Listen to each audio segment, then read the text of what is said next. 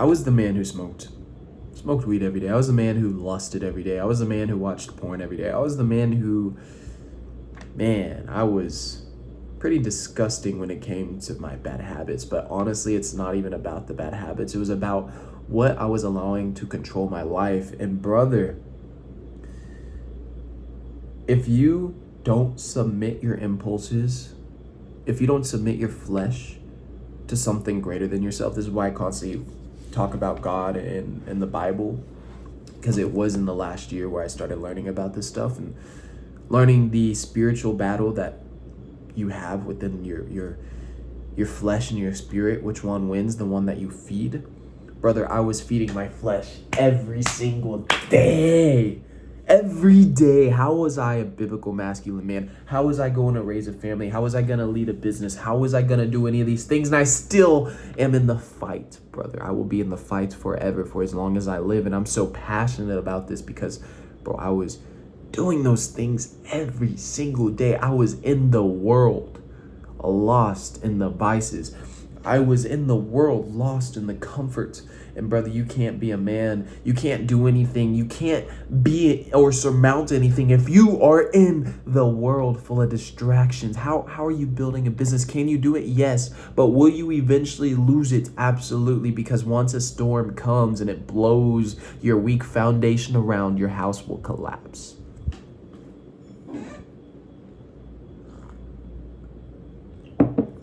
I've had my house collapse. I've had it collapse multiple times. And brother, sometimes it was by fate, right? Sometimes it was by my own doing. But either way, when it collapses, when you hit a wall, when stuff goes down, you get to make a choice. And that choice really determines who you are. It's not when things are great and easy, it's when it's hard. Do you submit to your feelings, or do your feelings own you? Do you submit to your flesh, or does your flesh own you? And this is the most difficult thing to actually put into practice, because what I'm talking about here isn't just your typical self-development stuff. Right? You could research this. You could put in a ChatGPT, what is a spiritual versus physical war, right? What is the war between my flesh and my spirit? What actually goes on and how to apply it into my life. And I guarantee it'll give you some actionables. But the thing for me that actually pulled me out of the world was, number one, getting in the Word of God. Right? Soaking in the message and growing in my spirit. Number two was killing my flesh.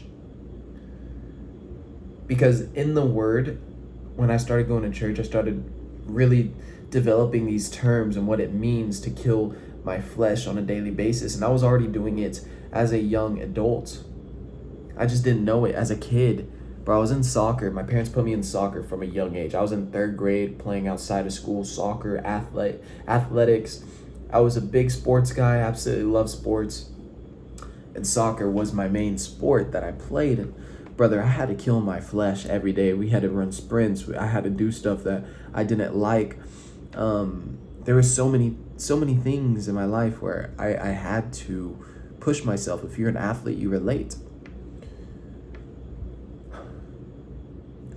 But it wasn't just in the sport that I needed to do it. When it came outside of the sport, I was weak. I didn't know any better, right? I was following my flesh always. And so that's the hardest part about it, is actually applying it into your life, not just reading about it, not just knowing what to do, not getting a practical explanation of how to do it, but actually applying it into your life. And in order to do that,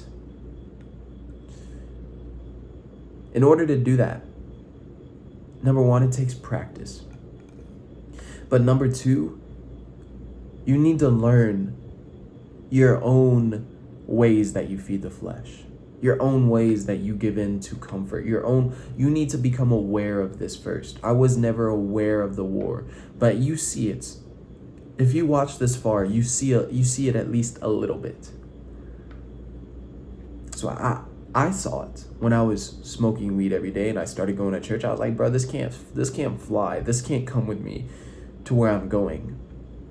I saw it when I was snoozing every morning. I saw it when I watched porn. I saw it when I chased that girl. I saw it when I gave into the flesh, bro. It's pretty obvious. It's really obvious now. It's really obvious. And today's Sunday. It's the end of my Sunday. I did a whole weekly review. Bro, I watch myself pretty closely in my patterns. Because I want to become aware. Something I want to share with you from this weekly review. And it rings so true. If I protect my evening routine and my morning routine, the first and the last hour of my days, and I protect it, the day runs so much smoother. And I feel like for most men, I think I can say this, for most men, those are the times where we're the weakest. It's not midday when we're deep into work or deep into building or serving or providing or protecting. It's the first hour and the last hour. If you're anything like me, you're your weakest. You're the weakest then. I saw something today. It was from my mentor who made this post, but he said your morning exposes the man who you are because you wake up out of a deep sleep, and you're thrusted into this environment, and it's hitting, all this stimulus is hitting your brain for the first time, and that is when you get to decide what kind of man you're gonna be, and most men are weak. So, you're here watching me and you want to apply this information into your life. You actually want to grow as a man. You actually want to win the war between your spirit and the flesh. It's not going to be easy. First, you need to become aware. That's why I said get in the Word of God. Become aware. It talks about certain aspects. Become aware of your patterns, do some reviewing, and then start taking steps, start practicing. It's a muscle. Discipline is a muscle, and that's what's required. You need to build the muscle. If it's waking up early, the first rep is tomorrow morning. If it's going to the gym, the first rep is getting in the gym tomorrow. If it's following through on a routine, then your first step tomorrow is make the follow through.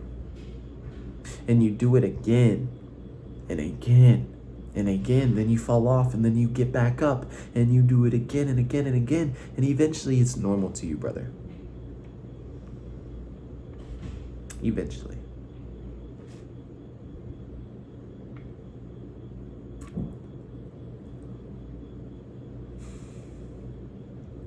I hope this message finds you well. I know I needed this message when I was a stoner, when I was lost in bad habits, when I was living in these cycles. This is what I needed. And brother, if you don't break out, you will live in this sin your entire life. You will live right where you're at your entire life, bro. There is no other way. All right? If you've built a house and you're proud of it, a family and you're proud of it, a career and you're proud of it, but you've built it on a weak foundation, before the storm comes, now is the time to go back and lay down some better concrete, some better foundation, some better habits, a better mindset, a better routine, something that can withstand the things that are about to come your way. Because that cheesy saying is true when it says you only have three scenarios in life. You're either going to a storm, you're in a storm, or you're coming out of a storm. Either way, you're not going to make it out alive. There's always going to be problems. So, If you want help implementing in your life a routine, if you want help implementing steps to become this man, you can book a call with me down below, a discovery call, and we'll see if you're a right fit for the program that I've created. But gentlemen, other than that, I appreciate you. I love you. Stay dangerous. Bye for now.